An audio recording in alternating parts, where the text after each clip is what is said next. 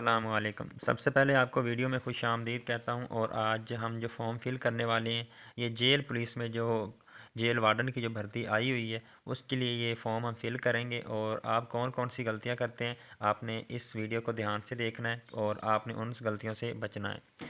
Video को ज़्यादा lengthy नहीं करते इंशाल्लाह, और अच्छे तरीके से समझने की कोशिश करेंगे, क्योंकि अगर आपकी कोई छोटी या कोई भी ऐसी मिस्टेक हो सकती है जिसकी वजह से आपका ये फॉर्म है वो रिजेक्ट भी हो सकता है। फिर आप कहेंगे कि काशिफ भाई हमें कॉल वगैरह नहीं आई, मैसेज वगैरह नहीं आई और फिज़िकल हो रहे हैं।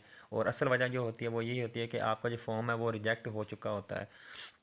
तो सबसे पहले जो फ़ार्म नंबर आ रहा है ऊपर, आपने इसको नहीं छेड़ना, ये उनका काम है, वो खुद ही इसके ऊपर नंबर डालेंगे। नेक्स्ट आ जाते हैं।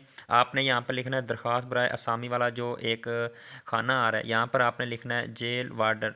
ठीक है, जेल वार्डर कांस्टेबल भी आप लिख सकते हैं और जेल वार्डर भी आप लिख सकते हैं।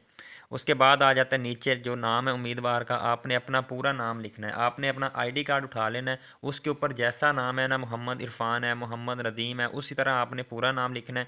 उसके साथ नीचे आ जाता है वालिद साहब का नाम, आपने अपने वालिद साहब का नाम भी बिल्कुल उसी तरह लिखना है जो आईडी कार्ड के ऊपर लिखा हुआ है। उसके बाद जो अगला जो है वो आ जाता है आपका जो कौमी शनाख्ती कार्ड है, वो आपने कौमी शनाख्ती कार्ड जो आपका है, आपने जो भी हिस्से हैं एक एक हिस्सा आपने देखते जाना है और यहाँ पे लिखते जाना है।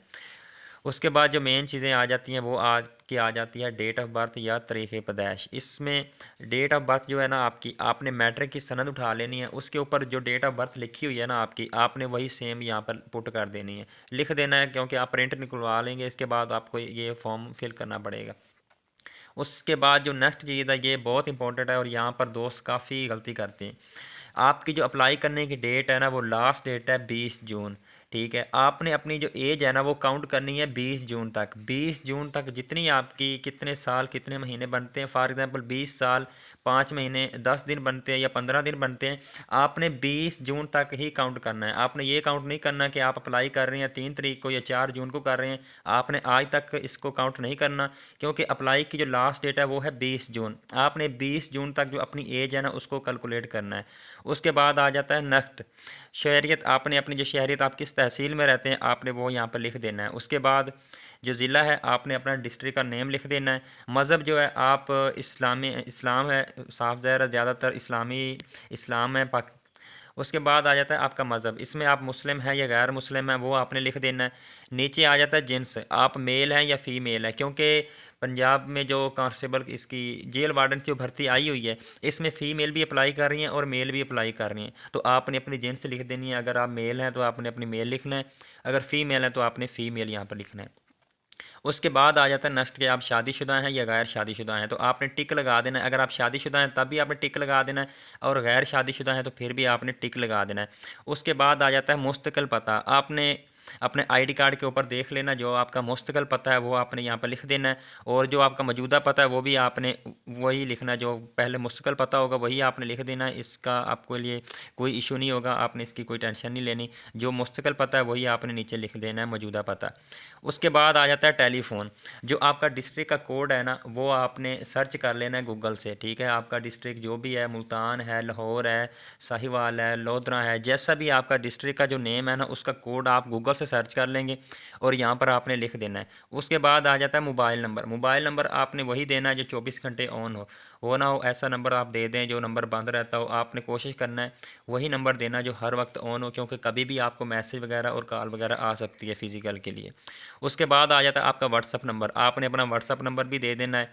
ठीक है, उसके बाद नेक्स्ट जो आ जाता है दरख्वास्त भर्ती बराए कोटा, अगर आप फ़ौजी हैं, साबका फ़ौजी हैं, या आप गैर मुस्लिम हैं, तो फिर तो आपने इन दोनों में से एक को टिक करना है।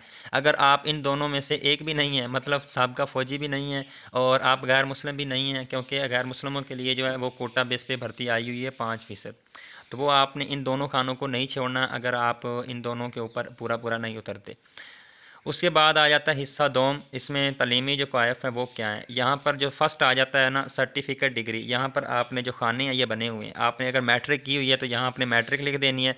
नेक्स्ट आ जाता है बोर्ड या यूनिवर्सिटी, आपने किस बोर्ड से की है, फैसलाबाद बोर्ड से की है, लाहौर बोर्ड से की है, जिस बोर्ड से भी की है आपने वो नाम इधर लिख देना है। उसके बाद आ जाता है इम्तिहान, आपने मैट्रिक की डिग्री यहाँ पर अगर पुट कर रहे हैं तरतीब वार आपने लिखना है। पहले आपने मैट्रिक लिखना है, ठीक है। नंबर 2 पे आपने इंटरमीडिएट, मतलब जितनी भी आपने जो जो चीज़ें की हुई हैं वो आपने एक तरतीब के साथ लिखते जाना है। ये नहीं है कि अगर आपने मास्टर किया हो तो जस्ट आपने मास्टर लिख देना है, लेकिन आपने कोशिश करना है कि तरतीब के साथ पहले मैट्रिक लिख दें, ठीक है। उसके बाद नंबर 2 पे जो खाना आ रहा है यहाँ पर आपने इंटरमीडिएट लिख देना है, उसके बाद बीएससी लिख देनी है। इस तरह फिर वो नेक्स्ट जो पूछेगा ना आपसे कि आपने किस यूनिवर्सिटी से किया है या किस बोर्ड से किया है, उसके बाद हम आ जाते हैं इधर इम्तिहान पास करने का साल। वो आपने लिखते जाना है कि आपने मैट्रिक जो है वो किस साल में पास की थी, वो आपने यहाँ पे लिख देनी है। और आपने मैट्रिक की जो आपके पास सनद है उसके ऊपर डेट भी होगी, जिस डेट को वो इशू करते हैं तो वही आपने लिख देनी है।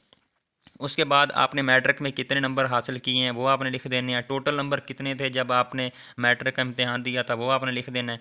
उसके बाद आपका ग्रेड कौन सा बन रहा है, दूसरा बी ग्रेड बन रहा है, ए ग्रेड बन रहा है या कौन सा ग्रेड बन रहा है वो आपने लिख देना है। जो एंड वाला खाना है इसमें आ जाता है फ़ीसद, आपके नंबर कितने फ़ीसद हैं, 60% हैं, 70% हैं, 50% हैं, जो भी हैं वो आपने लिख देना है।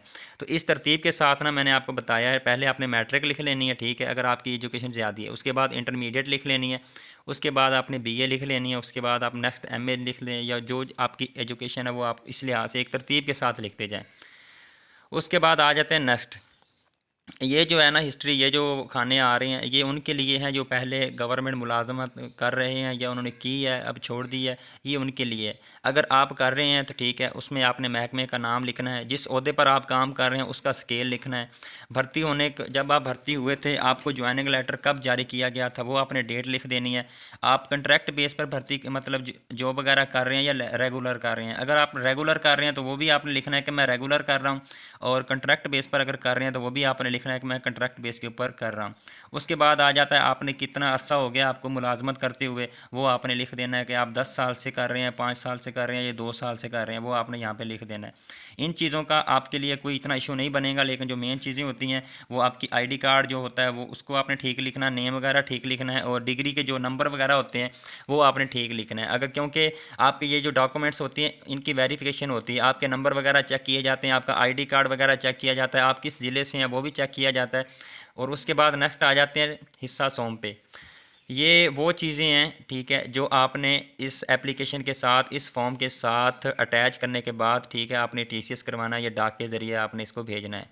तो ये जो चीज़ें हैं आपने, अगर आपके पास जो तलीमी सनद वगैरह है ये सब आपके, ये जो नेक्स्ट आ रहे हैं इसके ऊपर खाने आ रहे हैं, आपने यहाँ पर टिक करता जाना है, ठीक है। कौमी शनाख्ती कार्ड है, ठीक है हमारे पास, वो भी आपने टिक कर देना है जी। डोमिसल भी है हमारे पास, वो भी आपने टिक कर देना है। पासपोर्ट साइज़ तस्वीर 2 अदद जी वो हैं हमारे पास, वो भी आपने टिक कर देने हैं। एनओसी पहले से गवर्नमेंट मुलाजमत होने की सूरत में, अगर आप पहले गवर्नमेंट मुलाजमत मतलब जॉब वगैरह कर रहे हैं सरकारी, तो फिर तो आपने टिक करना है, और उसका एनओसी है ना वो आपने लेकर आना है, क्योंकि जब हम अप्लाई करेंगे तो हमें साथ अटैच करना पड़ेगा। अगर आपने अभी अभी अभी अगर आप अभी से अप्लाई कर रहे हैं, पहले कहीं आपने जॉब वगैरह नहीं की, अगर प्राइवेट भी चाहे आपने की है या नहीं की, या गवर्नमेंट की है या नहीं की, ठीक है, तो आपने यहाँ पर जो क्रॉस का निशान है वो डाल देना है। अगर आप हाफ़िज़ कुरान है तो आपके पास सनद होनी चाहिए, अगर आप हाफ़िज़ कुरान हैं और आपके पास सनद नहीं है तो फिर भी आपने यहाँ पर क्रॉस का निशान ही डालना है, क्योंकि जो चीज़ हम यहाँ पर टिक करेंगे ना वो हमने इस फॉर्म के साथ लगाना है, अटैच करना है इसके साथ।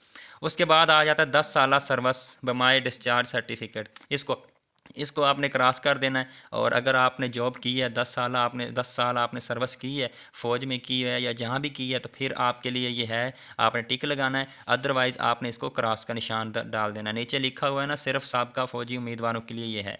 उसके बाद आ जाता है बैंक चलान की कापी, वो भी हमारे पास है, हमने बैंक का जो चलान है उसको पे करना है, उसकी जो कॉपी है वो भी हमने इसके साथ अटैच करनी है। उसके बाद जो नेक्स्ट आ जाता है वो आ जाता है हलफनामा। हलफनामा, ठीक है, आपने अच्छे तरीके से पढ़ लेना है कि मैं हल्फन बयान करता हूँ कि मैंने किसी भी ऐसी मतलब कार्रवाई या ऐसे मैंने कोई काम नहीं किया जिसकी वजह से मेरे ऊपर कोई एफआईआर हो, वो आपने लिख लेना है। और क्योंकि आपने तस्दीक वगैरह भी करनी है, दस्तखत करना है आपने, यहाँ पर आपने दस्तखत कर देने हैं, और जो डेट है वो भी आपने डाल देनी है, जिस डेट को आप अप्लाई कर रहे हैं वो आपने डाल देनी है। आप 5 जून को करें, 6 जून को करें, 10 जून को करें, जब भी करें वो आपने डेट यहाँ पर लिख देनी है। उसके बाद आपको एक बताता चलो कि जितने भी आपके डॉक्यूमेंट्स होंगे ना, ठीक है, जो आपकी तलीमी सनद है, काफ़ी दोस्त पूछ रहे थे कि हमने इसकी वेरिफिकेशन करवानी है या नहीं करवानी, आपने इनकी तस्दीक लाजमन करवानी है।